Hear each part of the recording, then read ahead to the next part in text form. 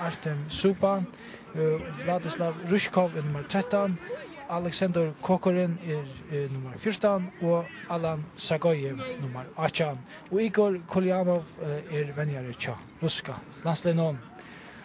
Og nummer 2 tja Farjon Peter Jørgensen og Rekve S. Holm nummer 3, nummer 5 Paul Johannes Justinsen, Christian Morsen efter Amirotlon Hesfer, Kristoffer Jakobsen og det var spennende å få sånn om det for å gjøre urslit. Det som jeg alltid først skal røyne i større mån til at tåre at heva bolten tar vi ena fra funnsjan, så løsner vi ikke alle togene når jeg skal renne etter inn, og så er det som vi gjør det større part av dysten mot Rumænia. Og ta i til sagt så skulle vi sjåan det som legger til at det ikke alltid vi som bestemmer om så det at ofte det åkere møselig gå.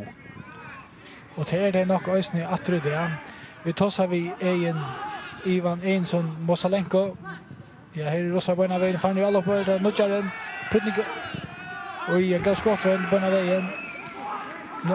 Men det som jeg skulle si at her vi tosser vi Ivan Einsson Mosalenko i Fyrdea.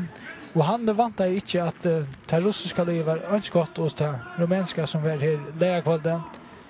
Og en troblad at det nekver utländska lagare i bästa dalten i Russland och det gör att nekver av snir månden som spelar Vangelands inte släpper fram med att. Men kortene så det 8 nivå att Lys var det att göra för att troblad här i Färjar! Här är det mål på en av vägen till Färjar! Johan Søymen Edmondsson! Det var en fantastisk intryck han gjorde på en av vägen nu snir Dysnon. Ja, det må man säga att det var häpnar utskiftningar som vännerna och gjort. Det var Johan Ellingsgaard som kom in i Dysnon mot Rumänien som nu börjar inne. Och Johan Søymen Edmondsson och Björtrus som slett inte var vi i förra Dysnon. Ja, det är fralukt. Han möter bollen väl och han ska bara sätta krutteln under han och så har Malmö inte livet en chans. Han har gått mål. Han har fralukt mål. Nu är det Rossarna som kommer komma i känning. Och det är nog nekvar för att de skorar mot Rossarna.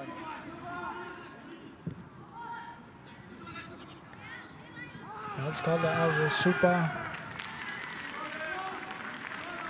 Det ser tar här var några likla spelare russar med landa och alla någon sån här Prudnikov som vi nämnde och nummer 11 och Sunnar av honom. Tar jag spalt samman i Spartak Moskva. Prutnikov har också spalten här Allandsdyster. Och så har det lösning nummer 18 som spelar mina. Så att Plotke har gott skott på utanför den.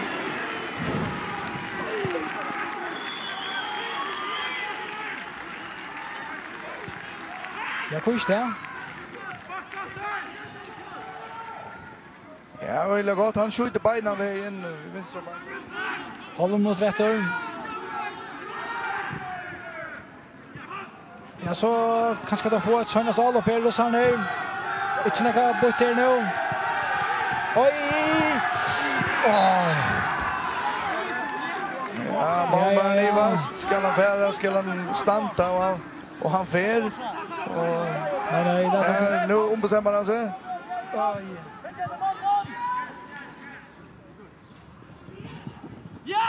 Oj, här Frolund Björking. Fantastisk Björking.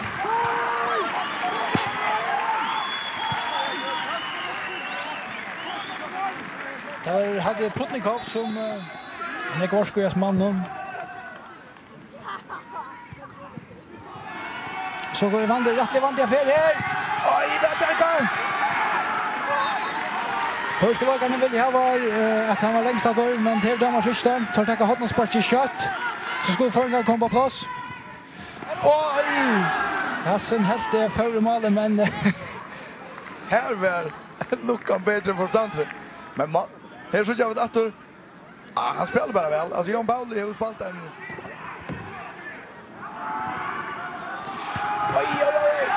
Oj, en förspark. Kan se det här. Nu vaktar stansen nu. Nu har alltid att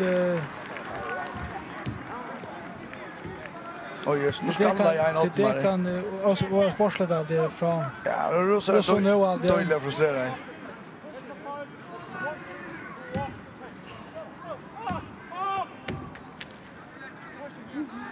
Så det här kan hända. Rekve Holm Bergest. Ja. Synder då fantastiskt det är helt det som dör. Ja, synder. De inte synder wrestling, ja.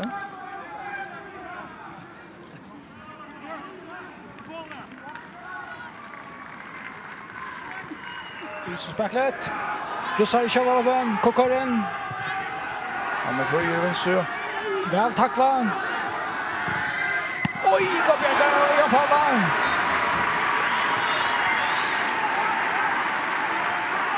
Nu vet jag inte så att survival.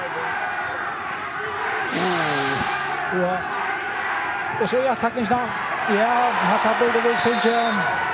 Ja. Det var hade också fantastiskt. Ja, det var nog så väl sloppet. Det hade varit matchen till. Ja, det var matchen till rekord, ja. Riga Lava.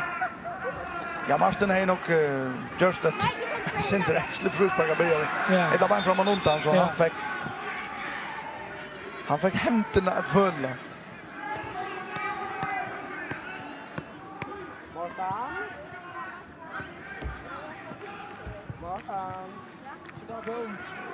Och nu alltid domaren bara ska fylla sig långt ner och ska blåsa så haft att har ju slukat norrrulla. Flyttar nu. Ja, här flyttar han. Förgar har vunnit 1-0 av Moslanden. En man på ett var färre. Johan Sundman Edmundsson. Och ett fantastiskt flott urslut av Tommy Försko och Angel Lagaron. Vad heter man säga är... Ja, jag vet inte om det är en sensation.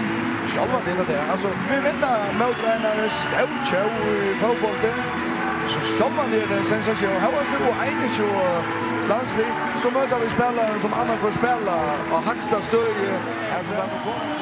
Och här kommer alltså förskollagaren ner och tacka Askvarnen för stolen. Och mitt Askvarnen är det första allansligen. Så detta sätter ganska... Ja, men det som det är geist ju. Jag är som tittar först och allansligslagaren är morgon ganska. Själva det är allanslig fotboll till Lutzen Jarvis. Men det är ju en landslig. En annan för vuxen att ha bättre. Men det är väl allanslig. Kan man nu i eisen. Vi får ju i Auland mot Estruch. För inte så öjla långa dusen. Här var stärkt möjliga väl mot Serbia och så framvägs. Och Italien och Skottland. Så det är bara flott. Och det är ursligt av, kan man säga,